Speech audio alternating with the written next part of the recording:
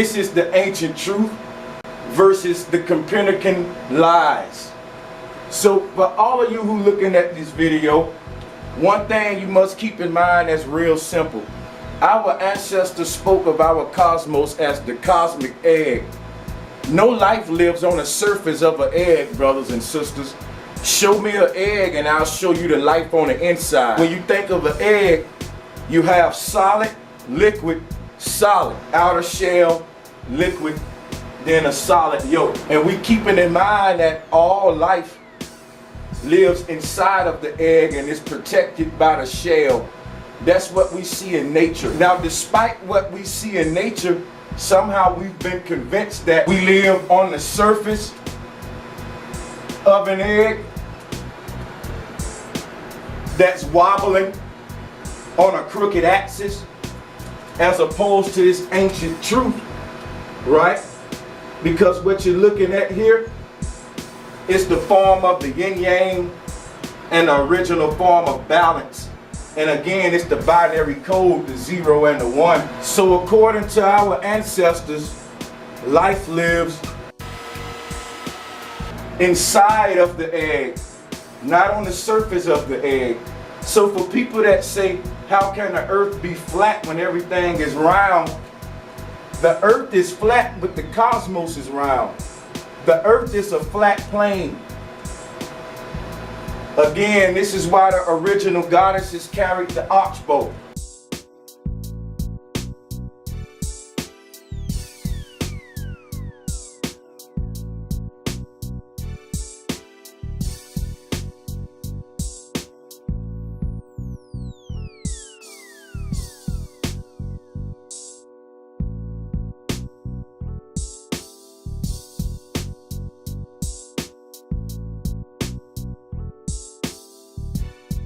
This is the whole symbol you see here. It's the two cupids, where you have one cupid pointing this way and one cupid pointing this way.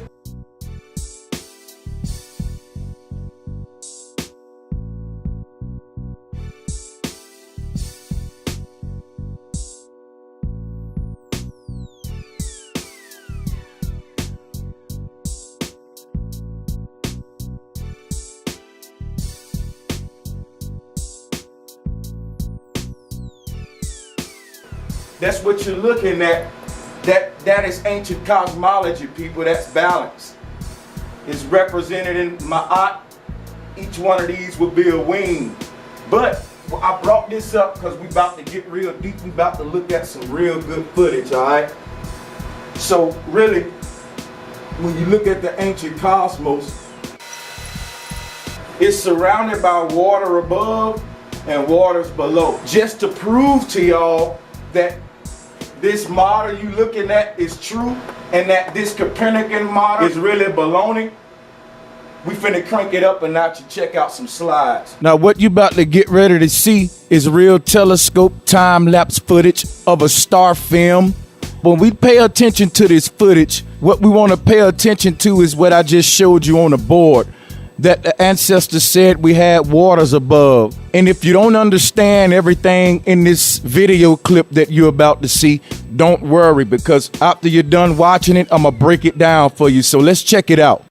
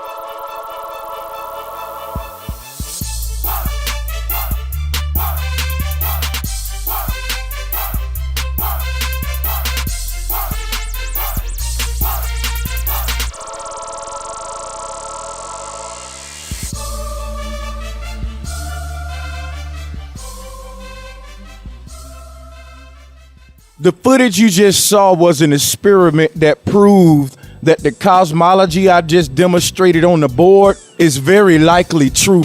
For all of you who didn't really understand what you just saw, what you're looking at now is everything we've been taught since we was little. Planets and different colorful planets and the sun burning all of these millions of light years away, flinging us through space. Look at these pictures and understand something. That's exactly what they are, pictures. But what you just saw was footage of what we really see. And you don't have to take the gentleman's word for it in the footage. I have no reason to lie to you guys.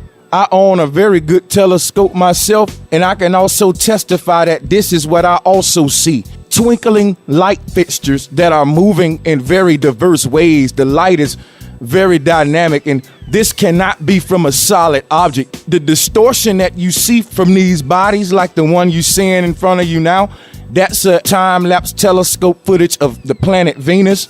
And if you look at this footage, you can see this thing has holographic distortion. What can cause that? Free your mind and let me give y'all an example of what you're seeing right now. This type of holographic distortion is caused by a medium, such as liquid, water. Think of standing on the beach, right, at nighttime, and the moon is traveling down the horizon, and the light from the moon is being casted upon the waters of the ocean. What if there were giant waves on the area of the ocean that this light was being projected upon? What if there would just so happen to be a wave to jump in that area? That would briefly distort the light that we see reflecting on the ocean, and then we would get the clear image back when the water settles. So if the water is moving and we're looking at light being reflected on this water or through this water, it would seem as if this light is actually moving, but indeed it's the water that's moving. And as the light travels through this medium, or as it travels upon this medium, the movement of the liquid will make the light seem to behave like the liquid, when really you're just seeing the reflection of the light and the liquid, and you're watching the whole dance as it's being projected from you from afar. That's the best way I can explain this phenomena. So when you look at these images that people are submitting with their telescopes, and you could go buy your own telescope and research this stuff for yourself. So this ain't about taking nobody's words and going into all of these dumb NASA theories with all of these spooky, crazy planets. You got to think about the creator, y'all. You got to think about it now. The universe they gave us make no sense. Why would the creator put all of these billions and trillions of light years in between us if the creator really loved us?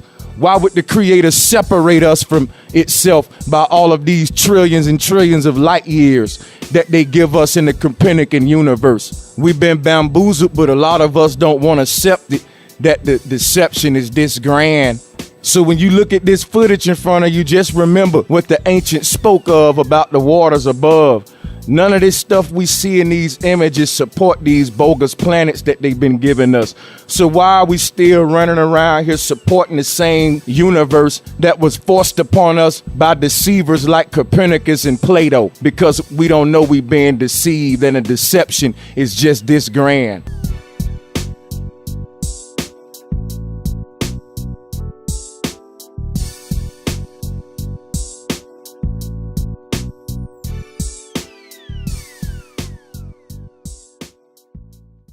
What you're looking at now is proof that we're enclosed in a spherical dome with waters above.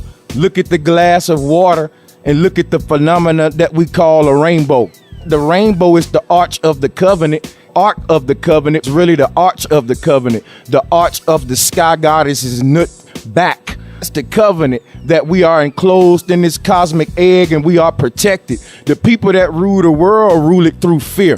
And the fear starts at the foundation, which is the cosmology. The 4 represents the foundation, the FOU root. Keep that in mind for 4 and foundation. It goes back to the number 13, which equals out to 4. And remember, the number 13 is the archbow. This is where the primordial waters reside. Now let's hit the board and get some etymology. The number 4 is also the lowercase h, and I'm going to show you how that works in a minute. You can see the demonstration here. We'll get back to that. Remember, 4, F-O-U, is foundations, F-O-U. Same root, 4 equals qua. Okay? This is a very important one. Remember, 4 is qua. Okay? The 4th alphabet is the letter D, which is the symbol for net in Egyptian hieroglyph. The alphabet D represents the dome, the firmament dome. And again, its symbol means net in Kemet. And this goes back to the hornet or the horned net.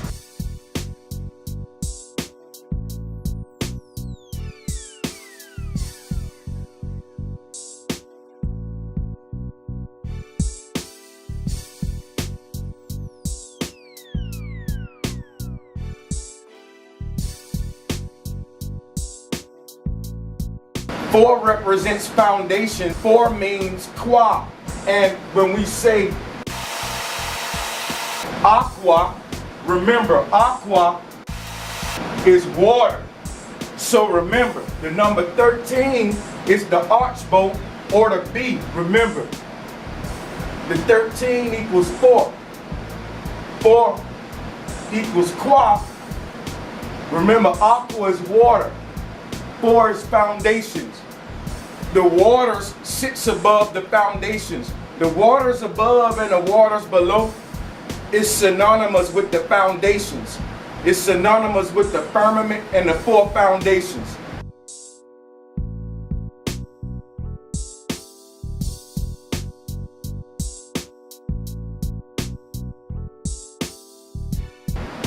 So it makes sense that we will find the qua root in water.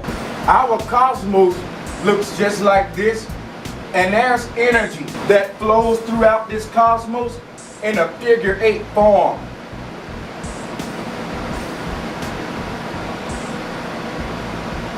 In a figure 8 form, it would make the flower of life.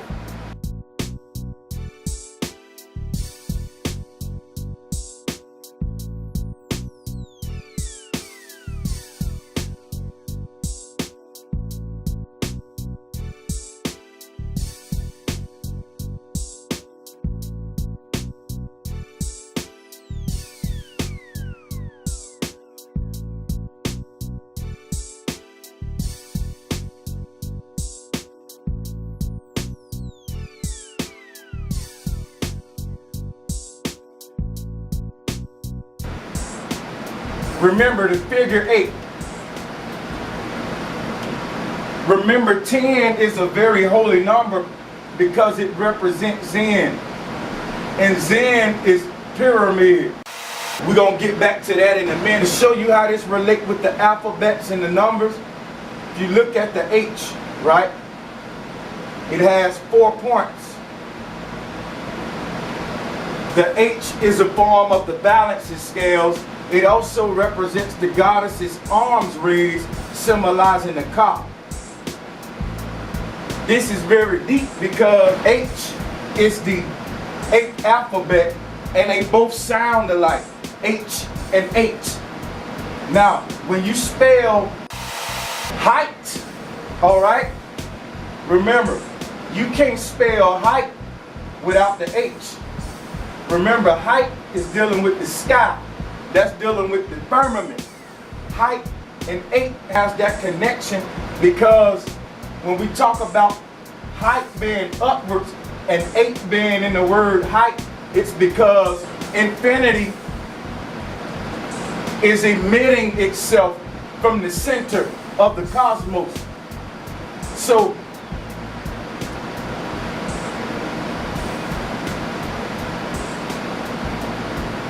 just like this became the Dogon fish god deception.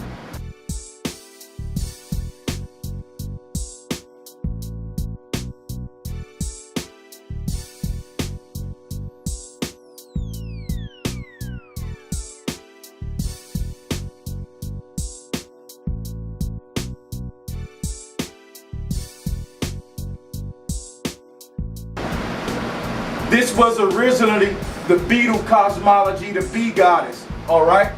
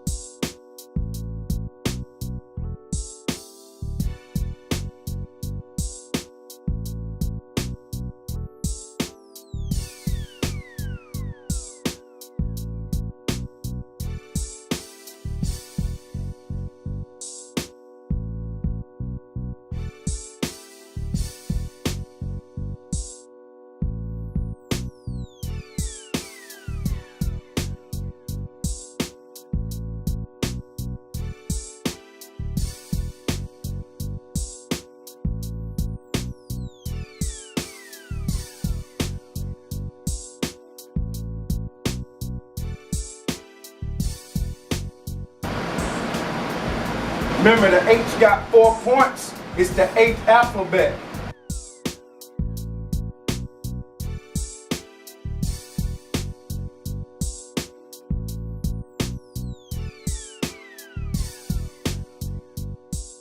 Remember, you can't spell height without 8. You can't spell weight without 8. This is dealing with all of the dimensions of the cosmos. It takes you right back to where we started, which is the binary code. Z, the bullseye, the target. X marks the spot.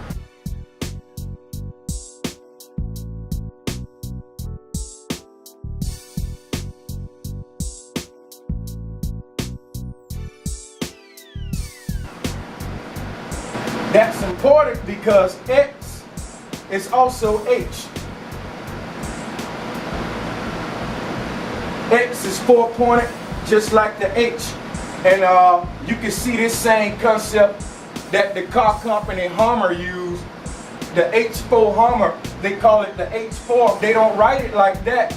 They write it like this. Because X means 4.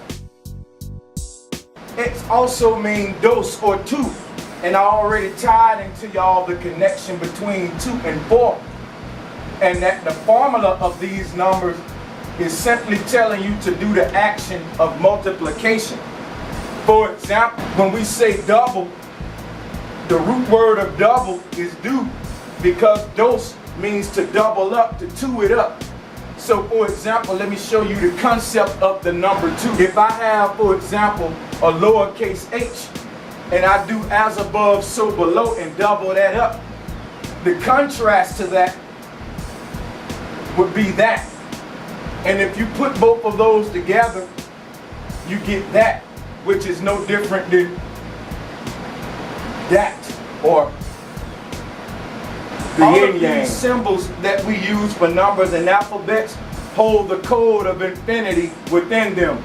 But if you look at any symbol in a negative way, you distort the whole message. And this is just a brief run through. I could go deeper into this in the future if you guys want to. But just to show you how these numbers work, 10 is in. Now remember, 8 is eternity, right? And 10 is in represents the eternal cosmos. The cosmos is a yoni. Remember, 2 is dos, which means to double. If you keep repeating that, you get the Cuban link, one of the strongest links and one of the most popular in hip hop. Also, we go to the number 8 being eternity. It's the hourglass. And we love that hourglass shape, don't we, fellas? When you keep stacking those 8s, you create DNA. You create the wave of life.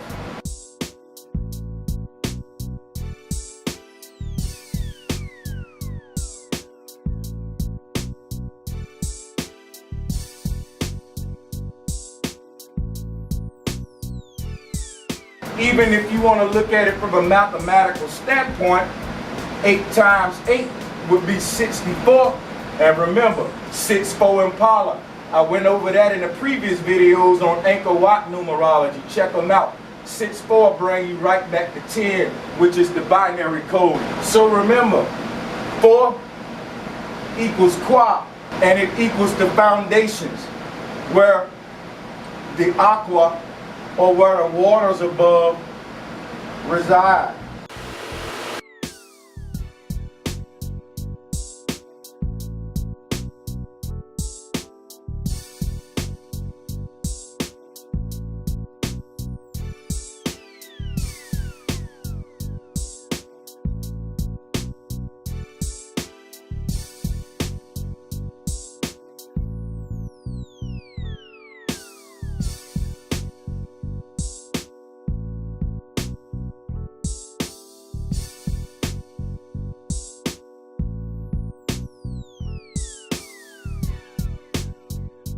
Now, for all of my brothers and sisters in the black conscious community, in particular my Nuwapian brothers and sisters who practice Nuwapu and Nuwapu, understand that the same concepts I'm breaking down to you, Dr. York understood these concepts but he hid them and ruled y'all under the globe and under all of the alien talk. Dr. York talked about the sea people and the fish people. And remember, Nuwa equals Nuwap, the root word of Nuwapu. For all of my brothers and sisters who are members of Nuwapu, understand that what you are members of goes back to an ancient Chinese goddess. Her name is the mother goddess Nuwa.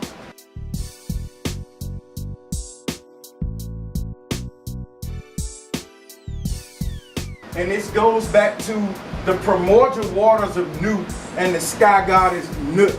When you look at ancient Kemetic cosmology, it's not a globe. If you pay attention to the ancient Kemetic cosmos, all of the life of the cosmos is on the inside of it. Only thing you see on the outside is guys on boats journeying those waters above, taking their cosmic journey.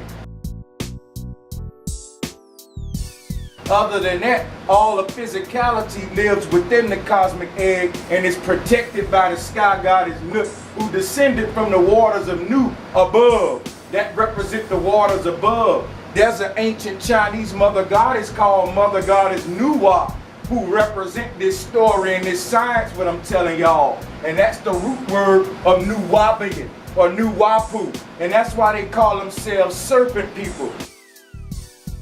If you look at Dr. York, he got this symbolism all around the place. He even wear black and gold because of the bee goddess.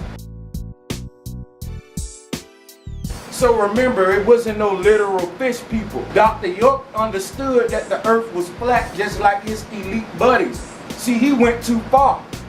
He went too far. And that's what happened when you be in too deep connected with these folks. And I'm going to get into a whole video on Dr. York and the etymology of Nuwapu and how it tie into Nuwa and my theories on Dr. York, if you guys would like.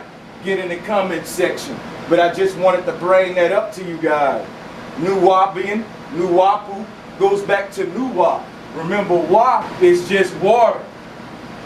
And Nu is the goddess of the water. Remember, 4 is Kwa. And 4 is Aqua. Because the waters above and the waters below resides at the foundations above and below. Alright, people? The ancients put this cosmology into all the architecture and everything.